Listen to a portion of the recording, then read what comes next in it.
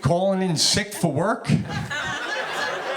That's some of the best acting work we ever do in our entire lives. I was writing on a sitcom last year. I needed a particular day off. You ever have that where you need a particular day off and you're like, I could ask for that day off, but if they don't give it to me, I'm still not going to be there that day.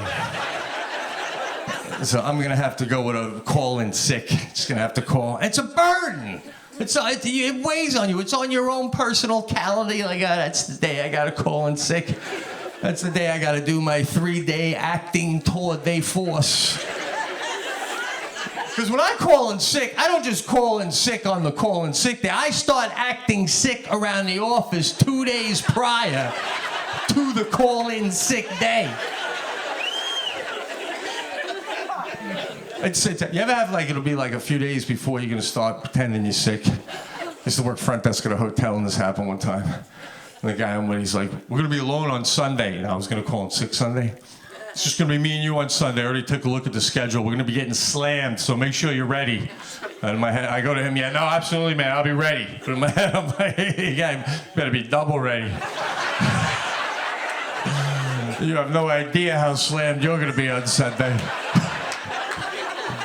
You feel bad, but you can't tell him. You almost want to be like, yeah, I just want you to prepare for the storm. I'm fucking calling in sick on Sunday.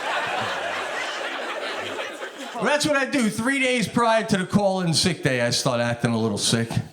Little things, a little cough here and there. Normally I drink coffee, but instead I have tea. Do a hard dip with the bag until someone sees. I'm like, somebody see this.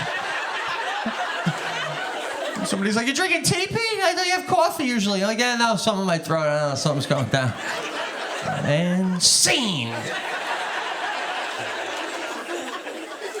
One time I was acting sick, though, and the guy's like, well, man, you sound bad. You should probably go home, man. I think you're getting sick. Right in my head, I'm like, no, I'll be sick Wednesday. I'm fine today.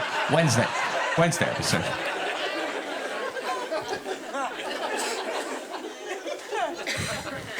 I don't act much or at all, really, in movies and TV. I did a show once, and the director apparently was at the show. He wanted to meet me in the green room. And they're like, he's a fan of yours. He's an important guy. I had very little time. I couldn't even Google him. So I walk in to meet the guy, and he's like, hey, nice to meet you. I'm like, hey, nice to meet you. Big fan of your work. That's what you say. He's like, thanks, because I'm a real big fan of you and your stuff. And then he goes, do you do any acting? A lot of act? Like, what's the last thing I may have ever seen you act in? So he said to me, I just wanted to be like, guy, this room, 2 minutes ago, I said I'm a fan of your work. I don't even know who you are. And you bought that, so we're good. I got it. I can act. I don't think because of the accent, that's why I don't really do a lot of acting. I don't mind. I mean, I have a very thick. Could you tell? I mean, can you tell I'm from Kansas, sir? So, I don't mind having my New York, Long Island accent. It is what it is, baby. But let's be honest, the minute you start talking with this accent, nobody ever thinks, oh, there's a genius. I wish I could lose the accent sometimes, that's all.